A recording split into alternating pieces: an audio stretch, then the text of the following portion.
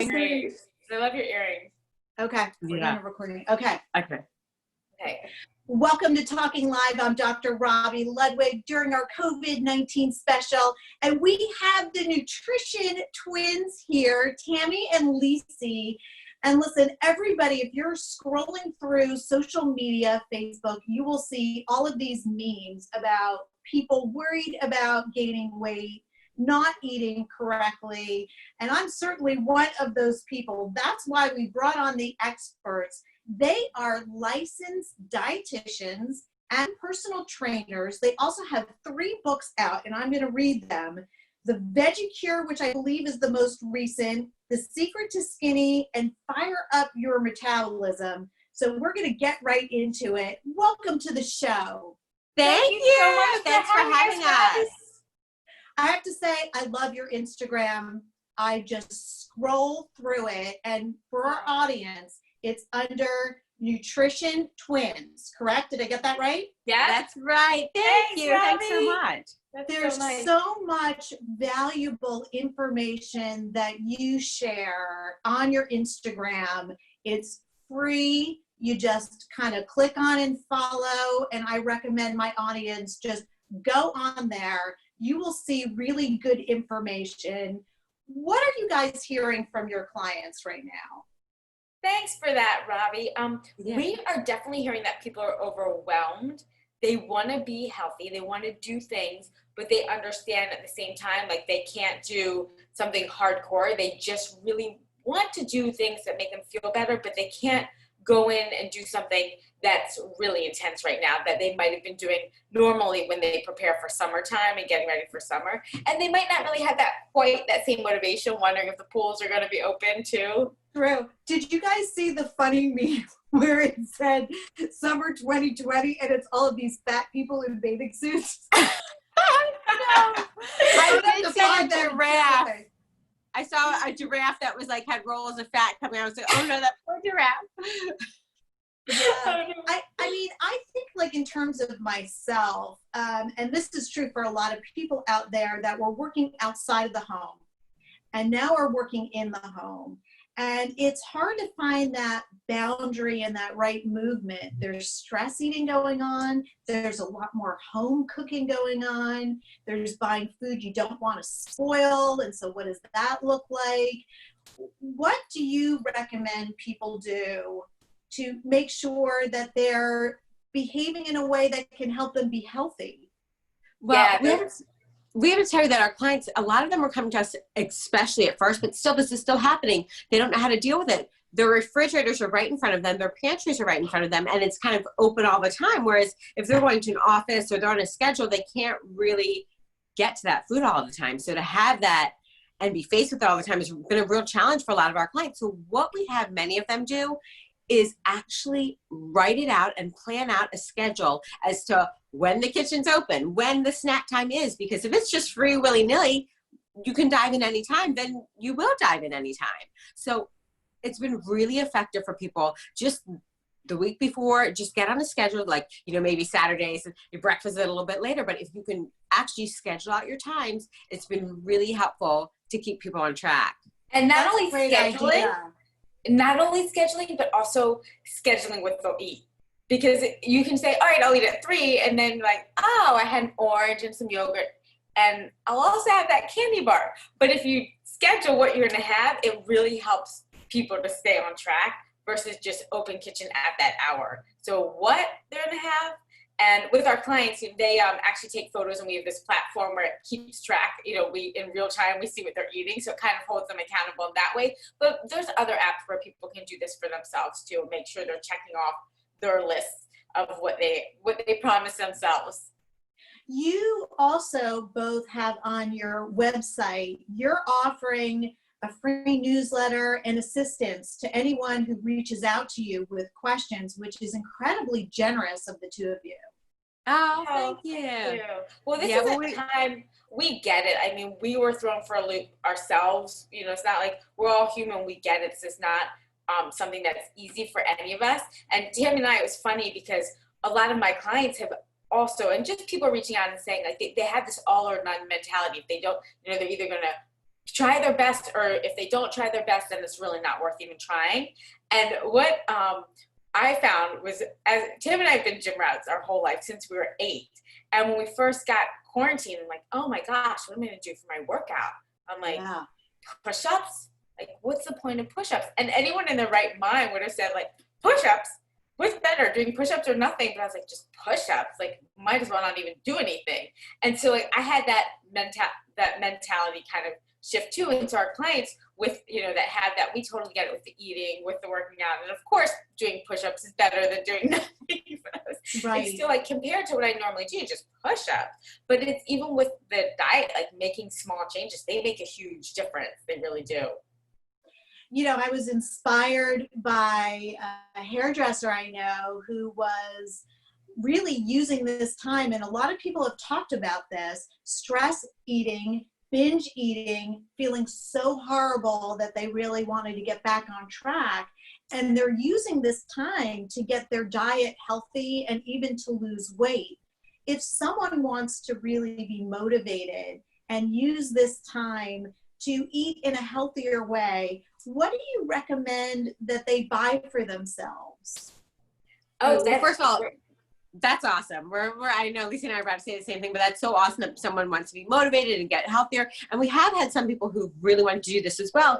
And at the same time, if you're not that person who is turned on by everything in your pantry, and even if you are, it actually is a really good time to do it, because we're not going out socially eating or drinking in the social situations that add so many calories. So if you can do it at home, it's actually awesome, because when you cook home cooked meals, you're getting less sodium, less sugar, less fat, less calories, everything.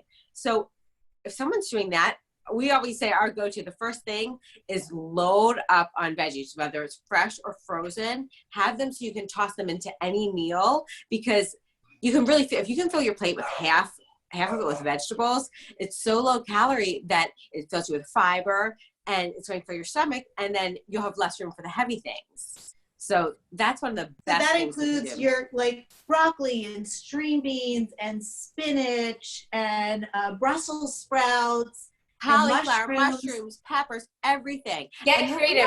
You can do fennel. You can do, things that you wouldn't normally necessarily have. Swiss chard, collard greens. Like, this is the time to really expand and have some fun with it and be a little adventurous.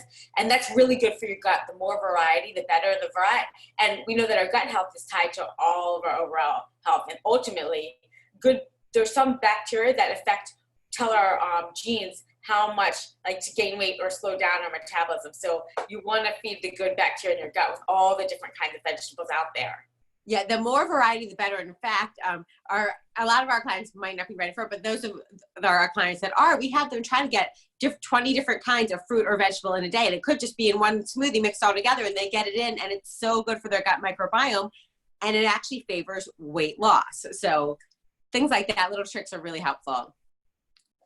So you also talk about immunity and how our diet can help us to be healthier. What can we eat that helps our immunity, which obviously everybody is thinking about health right now, given the coronavirus, and there's so many questions about why one person will get so seriously ill and even die, while another person who's 101 seems to survive it. There's a lot of confusion out there about, why certain people are getting sick. And of course, we never want to blame anyone, but are there things that we could do to take control of us being as healthy as possible? Yes, and that's such a great question. I love that question.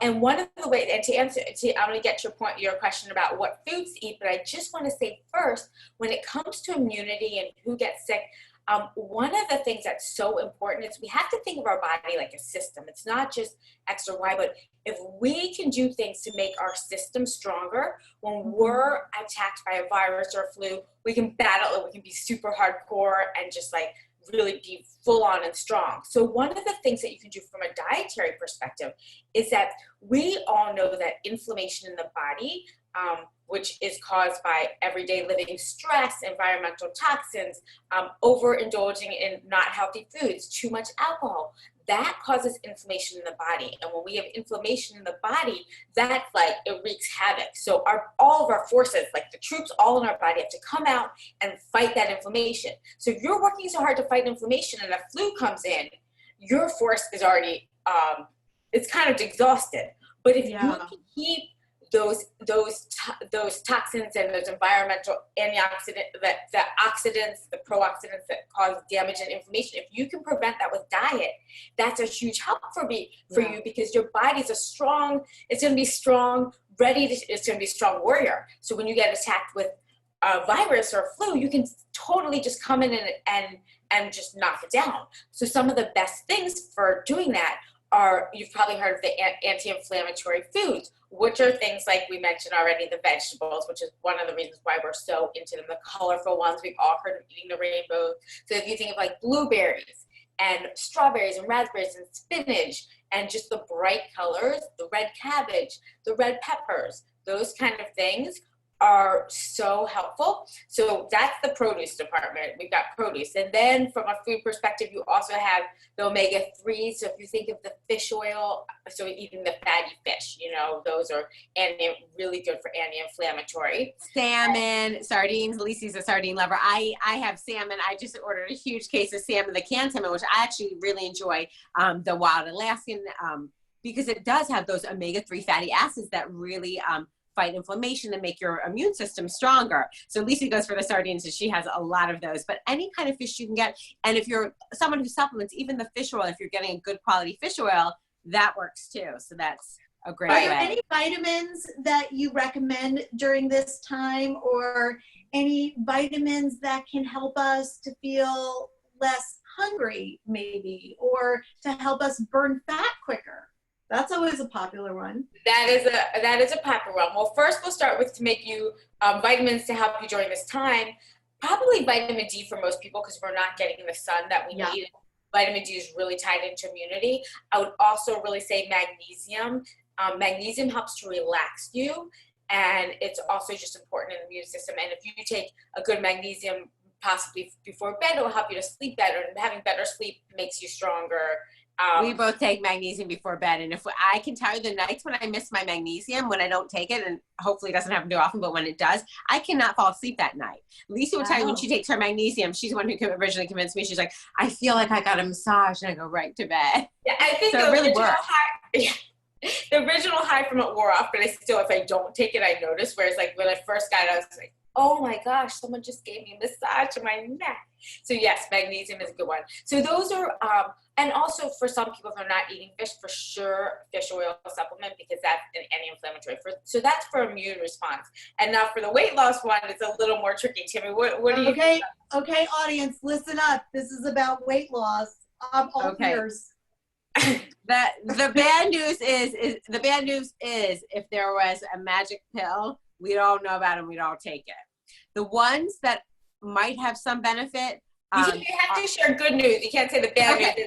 Okay, let's talk let me talk about tea. Can we talk about tea? Yes. Yes, green tea. Okay, so green tea contains the amino acid theanine. So it brings out a mental calmness, yet alertness. And it also has and that mental calmness and alertness helps prevent cravings, binges. It helps you make a rational decision. It also contains EGCG, which can rev your metabolism. And in fact, if you can have about 5 cups a day, and it's only of the 4 to 6 ounce teacup, so it's not that much, researchers actually showed that you can boost your metabolism, and it can help with some weight loss. So that's really positive, great news. That is. If you like green tea. Any kind of green tea. Yes. Yes, and it also has caffeine, and caffeine actually can help you with a little bit with weight loss too.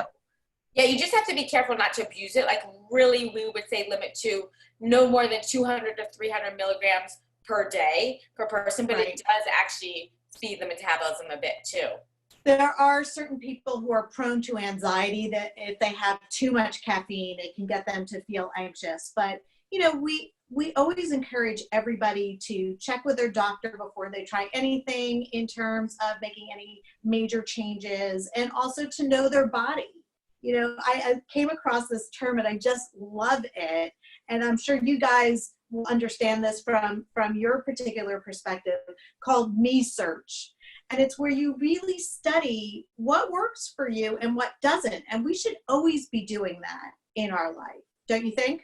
Oh, absolutely. And especially we are very interested, and we look into nutrigenomics a lot, which is the study of how nutrition and genetics come together. And genetics, we've had our genetic testing done, and our genetics and our nutrition are so affected. Our nutrition is so affected by our genetics. We have to take, and we work with this a lot with our clients too, special supplements to help our body absorb things, that because we have genetic, they're called SNPs, like variations. So we're all about that, and very personalized nutrition. It's amazing. Is that the same as epigenetics, or is that something slightly different? It's slightly different, but it's the same. It's in the same family. This is more just like how your genes affect your nutrition, and how your nutrition can actually affect your genes. So, well, you guys know this. And when I was writing my book, Your Best Ages Now, there were so many great twin studies that they did that just shows the impact of lifestyle on how a person ages, how healthy a person is. And you're looking at, people who share the same DNA, and it's identical. So it's really fascinating when you look at those studies and just see how environment and choices just impacts what our life looks like and what we look like. Yes. And Tammy, do you want to tell her about our first book, or do you want Yes. Our first book, Fire Up Your Metabolism, we did 9 twin trials, being identical twins. So we tested the science on ourselves. And all I can tell you is that we did it by a coin toss. We flipped the coin. Whoever lost the coin toss would have to be the guinea pig and try. Not follow one of our 9 principles that we always follow for firing up your metabolism.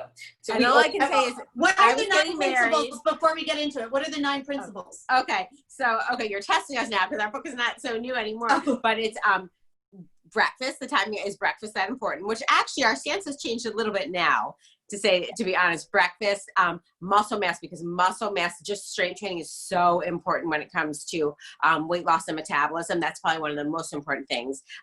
It's about timing of meals, that one as well. And then water. Fidgeting. Water is a big one. Fidgeting. Water is big. And just as a quick tip to anyone who's out there, we both get up and we drink about 2 large, between 12 to 16 ounce glass of water a day, just because it gets your whole metabolism going. I mean, even to blink an eye requires water. So we're always promoting water. Just get your digestive tract moving. And what's amazing, just also to encourage you, if you're like, oh, I hate water, I'm so bored with it, you can also put lemon in there. But what we see with our clients is immediately their skin looks so much better. They have so much more energy, and they also they feel less bloated, even though they're drinking water, because it helps, one, move the stuff in the digestive tract along and out of their body. It flushes salt out of their body, so they get rid of bloat. There's so many benefits to it. And people, so if you can, and it doesn't have to be straight up water. Like I said, you can put lemon in it, you can drink tea, but something to get that,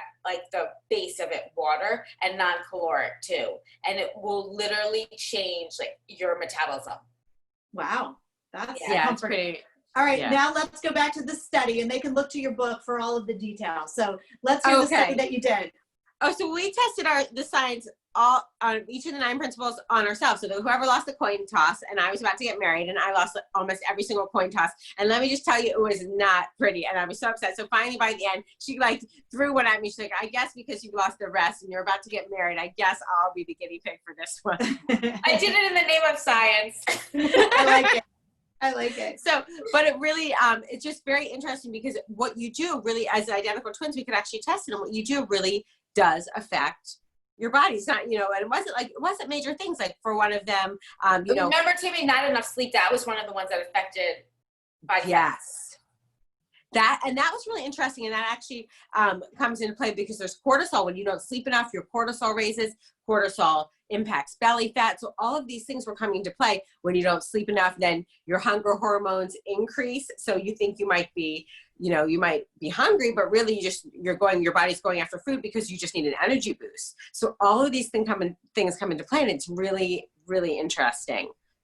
One of the things I notice in terms of, and I've always been a firm believer, for me, I've always worked out. I've never been a gym rat, but I've always worked out. But sometimes when you work out, you get hungrier. And you always have to watch that, because really your weight is determined primarily by what you put in your body. Let's face it, it's what you're eating. What can someone do to satisfy their hunger when they're working out more so that they're not eating more and potentially gaining weight? That's such a good question. I have some clients, and this I find is very specific to individuals too. Like some people, if they exercise cardiovascularly a lot, that increases their appetite. But more so, I find when people weight lift more, that increases their appetite. So at first they're not sure, like, well, maybe I should eat this, but as you know, this extra food, but as you said, it's really a lot more about what we put in our mouth versus what we burn off. So you can eat back those calories very quickly. So for sure, the water thing is really huge, especially because even if you don't realize that you're sweating, you're giving out carbon dioxide a lot more, so you're losing water. So many times it's just that you need to drink more water. The filling up on the vegetables is a big thing, helping to like round out your plate. Not that you have to eat straight up vegetables. You can mix, you just mix your broccoli right into your pasta or to your chicken and broccoli or whatever you're normally eating. Just fill up on more of those. That's a really helpful way to do it if your appetite does increase so much that it would cause weight gain. The other thing too that some of our clients have really needed to make sure of is that they're getting enough protein, because protein is so satisfying. So if you're having meals that are a little shy on the protein, they seem to get hungry a lot sooner that way. So the protein's big. So a lean protein. So say, you know, for example, someone might just be they're going to the gym and they're having a banana and maybe, let's just say like half, let's say they're just having a banana. It might actually benefit them to have a banana and a small Greek yogurt or a small piece of string cheese that has the protein in it to help them to stay satisfied, to save the calories later. So sometimes it's a little playing around to see what works best for people. Like Lacey said, everyone's different. So that's really important though, to look into the protein, because we have noticed that a lot, that if someone starts to feel hungry sooner, they're not getting enough protein. Is there a calorie amount that someone needs to stick to in order to increase their chances of losing weight? That's a great question. And it really, like everything, it's very individual, but for a basic range for your average small woman, if she's working out, they really say don't go below 1,400, but if she's small, sometimes 1,200, just that way to get enough nutrients for your needs. So 1,400, definitely I would say most of my clients could easily lose weight on 1,400 calories a day and get enough if they know what they're doing. But you don't want to have to just, if you're not eating a healthy diet, you can get too many calories you can keep it at 1,400 calories, but you could not get all those nutrients that we're talking about to boost the immune system and keep your body in good working order. And for men, generally 1,800 is the same way, but anyone that's working out a lot more or that's taller, you know, that's a general recommendation, but it's definitely individual. So just to summarize some of your recommendations, and then I'd love you to help people find your website so they can sign up for all of the great services that you're offering right now for free, and newsletters and blogs that are so interesting, and recipes. Basically, write down when you're eating so that you don't eat at all times of the day. Make sure you have multicolor vegetables so that you're loading up your diet with healthy antioxidants. Include protein to reduce your hunger, and to get your beauty rest, because that helps too. And green tea is a big help in terms of revving up your metabolism. Now, where can everybody find you two beauties that have just a wealth of information for all of us? Well, you're so sweet, Robbie, but I think the best place to go is nutritiantwins.com. Okay. And you can learn all about us there. Sign up for our newsletter, like you said, and get some goodies there. So we have a giveaway as well. Terrific. And we will have a link for everybody so they can also find out the various books that you have out there, and they should find your Instagram. And we're so thrilled to have you. Thank you for helping us to get through this stressful time and figure out how to eat so we don't gain weight or maybe even lose weight. Find our best weight. Thank you. Thank so you, much Robbie. Thanks so much for having us. Okay. I'm just going to end the recording, but I'm going to continue talking to you guys. Okay. Hold on.